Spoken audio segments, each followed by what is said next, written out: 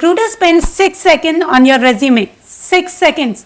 That's less time than it took you to read this line. And in those 6 seconds, one sentence decides everything. Hello everyone, I am Sona Bhatt, your interview and career coach, and welcome back to my channel. Let me share a real situation of job market. I had a client, Priyanka, super talented Excel wizard, great at fixing broken processes. But her resume said, assisted the team with data management tasks. See, any HR person reads that line and scroll past in just 3 seconds. I told her to change one thing, just one line. And 3 weeks later, she had 4 interview calls. So what did she change? We are going to discuss in today's video. Because here's the truth of today's job market. See, people who write their resume too honestly in weak, small languages, downplaying themselves, they get completely ignored. And the people who describe their achievement confidently and specifically, they get hired. People call this line, and I call this positioning. Understanding the difference is everything, and let me show you how. Priyanka's last resume, the original line was assisted the team with data management tasks. I asked her, Priyanka, what did you actually do? She said, I built an Excel tracker that cut our reporting time from 3 days to 1 day. So I said, great, now we got that line. So the new line is, build an automated Excel tracker that reduced team reporting time by 65%. So nothing was made up here, right? Not one fact change. She just stopped describing her work vaguely and started describing it exactly as it happened. That is the line people talk about. It's not lying, it's presenting your work the way it actually was. To make you understand this more clearly, let me give you an idea about how HR work. So if there is a job opening, especially for technical round, a recruiter is having more than 200 to 300 resume. So average time per resume is 6 to 7 seconds. That's it. So if your resume says assisted, helped, worked on, responsible for, they are passive, low confidence words. The recruiter's brain automatically assumes that this person on the sidelines, not a core contributor. But when you write, led, built, reduced, increased, owned, the brain instantly pictures someone in action delivering results. This is not manipulation. It's the psychology of language. The same fact presented two different ways create two completely different perceptions. So here's my point. Even if you contributed just 20% to a project, but that contribution is real and verifiable, write confidently and specifically. Don't hide behind modesty because that's not going to give you any results. So now another client, Rohit, worked in customer service at a bank. His resume said, handled customer inquiries and complaints. He was quite happy with this line because he said, Sona, I am doing this work. But when I asked Rohit, how many customers a day? He said around 40 to 50. Impressive. Then I asked, what about complaint resolution rate? He said mostly the same, 85 to 90%. I said, great. So the new line is resolved 85% plus customer complaint every day, handling 40 to 50 client interactions daily. Have you noticed? Rohit already knew this number. He never thought it was resume worthy because to him, it was just his daily job, nothing special. And this is the biggest mistake big career professionals make.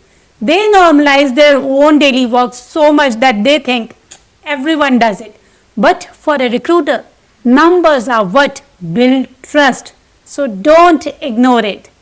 And let me give you an HR insider perspective so that you understand everything very clearly. See, when a recruiter reads a resume, they are looking for only two things. Only two things. One, can this person do the job? That's very important. And second thing, will this person represent themselves well in front of client, leadership or stakeholder?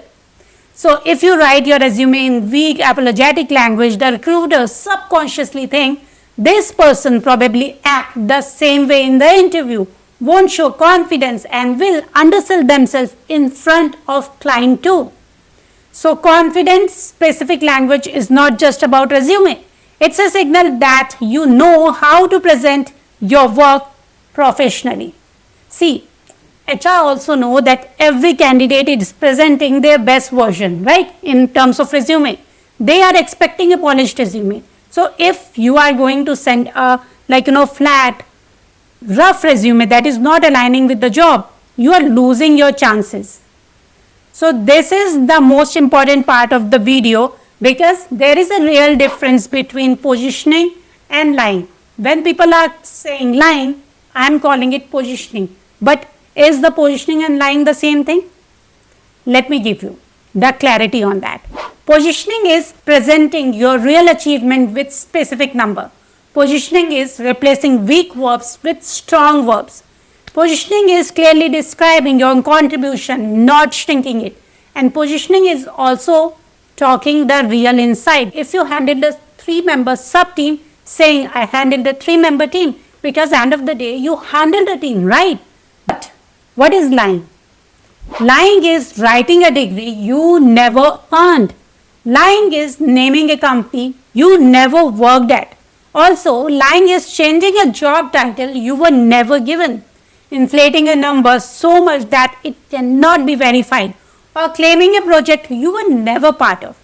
See the second one, that means lying is not just ethically wrong, it is also practically very risky, because all the organization, whether it's Indian, international, they do a very good verification check where they check employment history, your pay slips, or your education, everything. So if anything like any mispresentation is there, either the offer letter will be revoked or you will be terminated.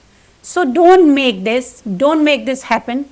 Reposition, like positioning is important, lying is not. Position yourself in a better manner so that your real inside value will come out and will reflect on resume. So now how to do this? Use my 3-step formula right now, today. Step 1, find a number for each and every bullet point, like how many people, how much time, what percentage improvement, how much revenue, what frequency. If you don't remember the exact number, give an honest estimate like approximately or approx. Step 2, replace weak verbs. If your resume is saying assisted, replace it with executed, delivered.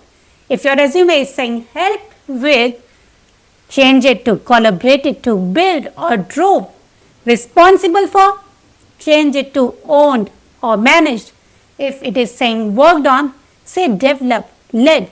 Align it with your work experience and the work you are doing. Step 3, write the result, not just the task. See, tasks are important. It gives us an idea about what you are actually doing. But HR is more interested on what you achieved.